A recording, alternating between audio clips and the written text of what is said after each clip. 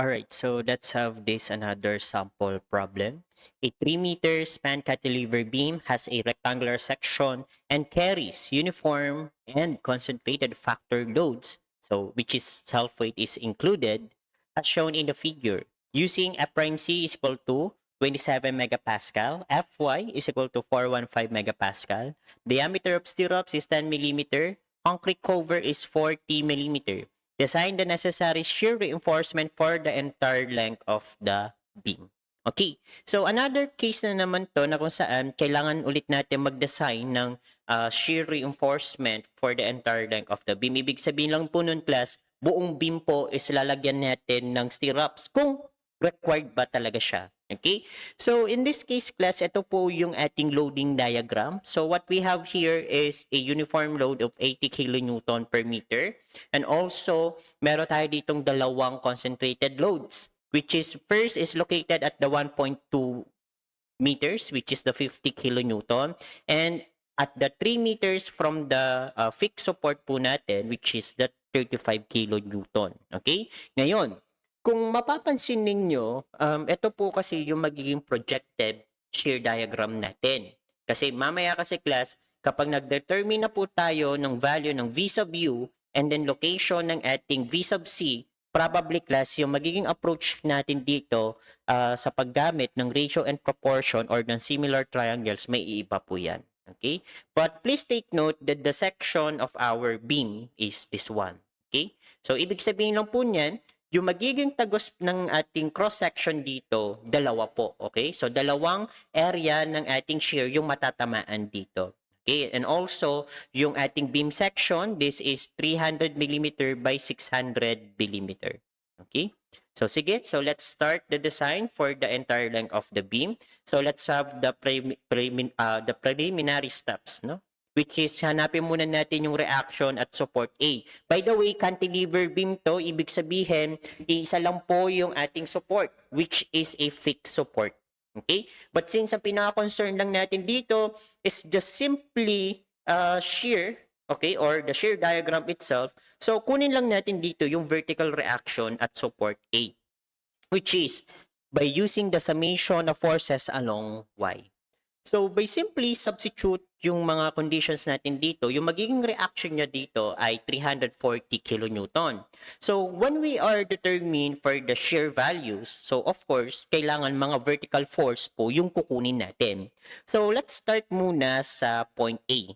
So, for our point A, this is 340 kilonewton, which is yan po yung ating vertical reaction at point A. Tapos, before proceeding sa ating point B, so kailangan muna natin dito kunin yung equivalent shear dito sa span ng point A to point B or within sa span ng 1.2 meters, which is 340 minus 80 multiplied by the 1.2 meters. This is equal to 244 kilonewton. And then, we will just subtract yung ating 50 kilonewton vertical downward, no? So this is equal to 194 kilonewton.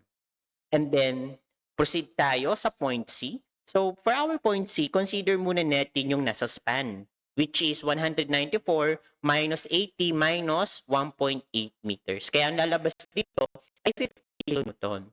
And then, to confirm na yung in-expect nating value ay 0, isubtract natin dito yung 50 kilonewton. That's why, mag-i-equal po siya sa 0. Okay? Ngayon, let's proceed na sa ating area of shear reinforcement. Please take note na dalawa po ang ating magiging area of shear reinforcement or dalawa yung magiging section na natagusan ng ating section line. That's why we will use this formula. So, yung magiging value natin dito, this is now equal to 157.080 square millimeter. And then let's compute sa ating effective depth. Our effective depth, since yung ating cross-section ay naka-single layer, so as usual, isusubtract lang natin yung ating height sa concrete cover, then diameter ng stirrups, and then sa kalahati ng ating main reinforcement. So by simply substitute, yung magiging effective depth natin dito, this is now equal to 540 millimeter.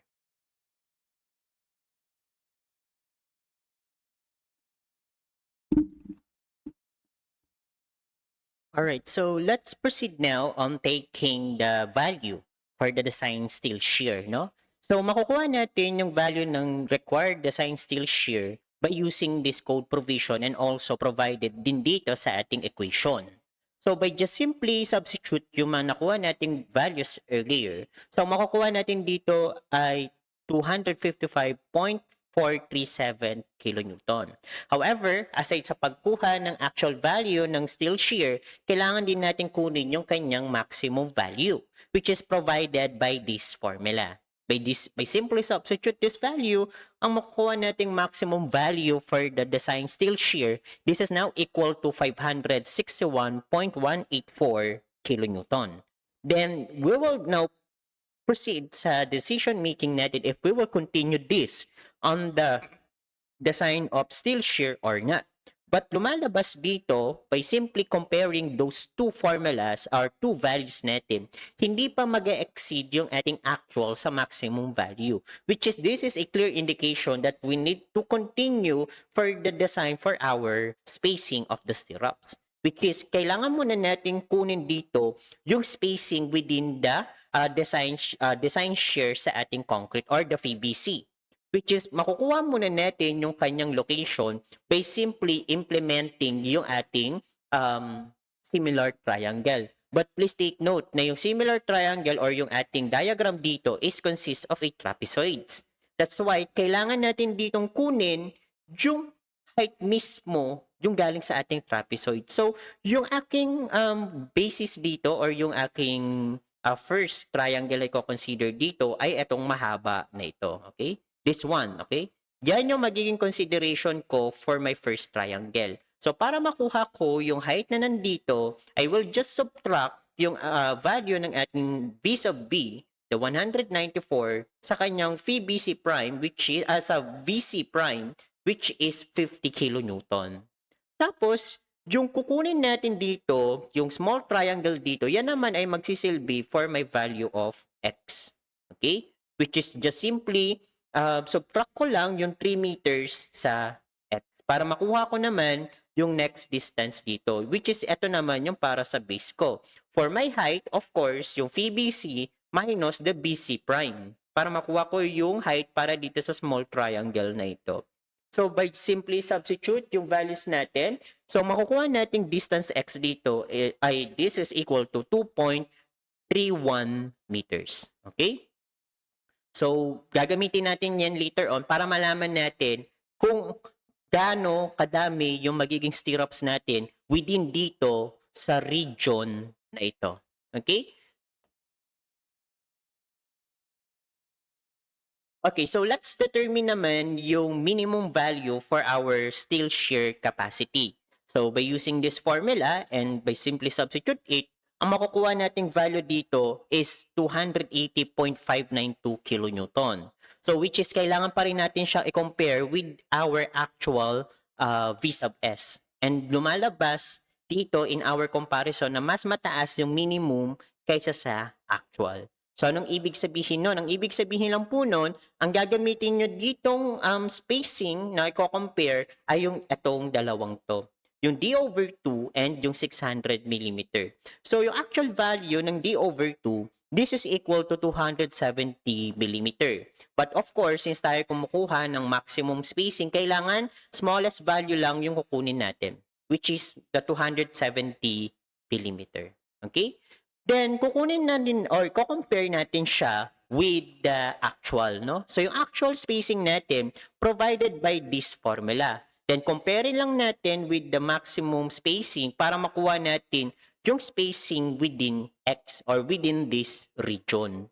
So, substitute lang yung mga nakuha nating values. By the way, yung gagamitin ko ditong value for my rebar strength ng stirrups ay yung sa concrete na ay yung sa mismong given natin na 415 megapascal. Okay? So just in case lang na hindi exactly nag-given yung ating rebar strength sa ating stirrup. So yung mismong rebar or yung strength rebar natin doon sa main reinforcement na lang yung gagamitin natin.